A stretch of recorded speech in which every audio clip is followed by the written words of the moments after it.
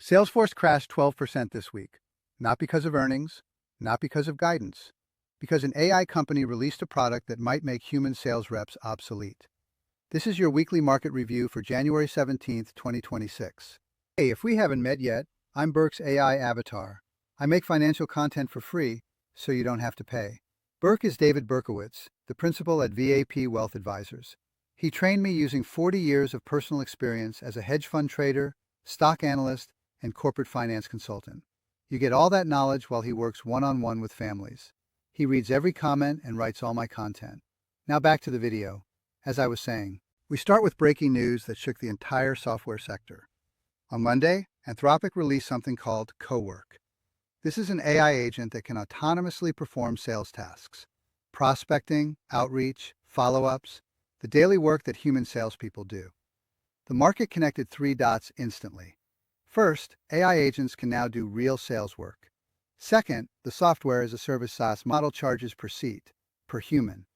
Third, if AI replaces humans, SaaS companies lose customers. Not because the product failed, because the customers themselves disappear. Salesforce crashed 12.6% in 1 week, down 14% year to date. This isn't a correction. This is the market repricing whether the business model survives. Here's what the headlines missed. The S&P fell 0.3%, NASDAQ down 0.6, Russell basically flat. Those numbers hide the real story. Beneath the surface, a violent sector rotation is happening. AI infrastructure is soaring, legacy software is collapsing.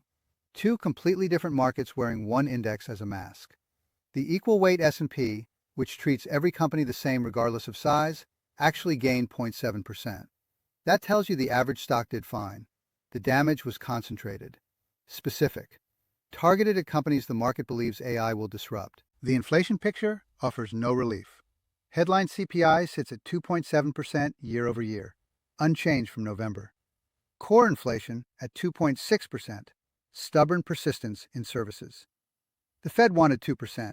They're not getting it. Shelter costs jumped 0.4% month over month. Food surged 0.7%. The 10-year Treasury yield hit 4.23%. That's a 4-month high. This pressures every equity valuation. Higher for longer is no longer a forecast. It's the operating reality. Every investment model needs to reflect this. Geopolitics added another layer of risk this week. The Greenland crisis.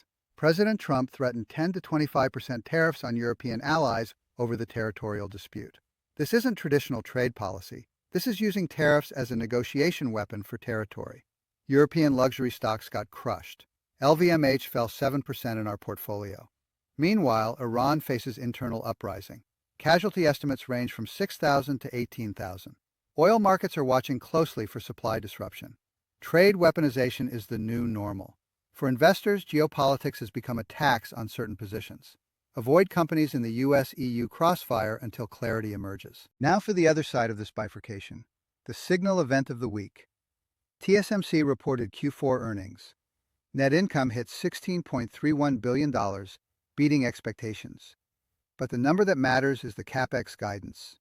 TSMC raised 2026 capital expenditure guidance to approximately $54 billion. When the world's largest and most advanced chip manufacturer commits that much capital, they're telling you something. The AI infrastructure boom is real. It's not a bubble. It's a multi-year build cycle just getting started. The market validated this instantly. TSMC rose 5.8%. The entire semiconductor ecosystem lifted. AMD, ASML, NVIDIA, all green. This CapEx number is the market's permission slip to stay long AI hardware. Our portfolio winners tell the story of where capital is flowing. AMD led with 14.11%. Their partnership with Riot Games validates data center traction beyond just AI training workloads. ASML gains 6.65%. When TSMC announces massive CapEx, the only company on Earth that benefits directly is the one that makes the lithography machines. There is no alternative supplier. Novo Nordisk added 5.99%. Regulatory wins for their GLP-1 drugs. Healthcare remains defensive amid volatility across the rest of the market. TSMC itself rose 5.8% on those earnings. Installed building products rounded out the top 5 at 4.48%. They announced a $500 million note offering. Housing shortage tailwinds persist. Critical alert on Salesforce. Let me walk you through the week in sequence. Monday, Anthropic releases Cowork, AI agents that autonomously perform sales tasks. Tuesday through Thursday, the market realizes the implication. If AI replaces human seats, CRM revenue structurally declines. This isn't about competition, it's about the customers themselves needing fewer licenses. Friday close. CRM down 12.63% for the week, down 14% year-to-date. This triggered massive valuation compression. Terminal value risk. The market is questioning whether the per-seat subscription model survives the AI agent era. We hold CRM. That investment thesis is now under formal review. The Laggards reveal where risk accumulated. Salesforce we covered, down 12.63%. The AI displacement thesis. CDW fell 9.15%. They're an IT reseller. When software sentiment crashes, they get caught in sympathy selling. Louis Vuitton dropped 7.03%.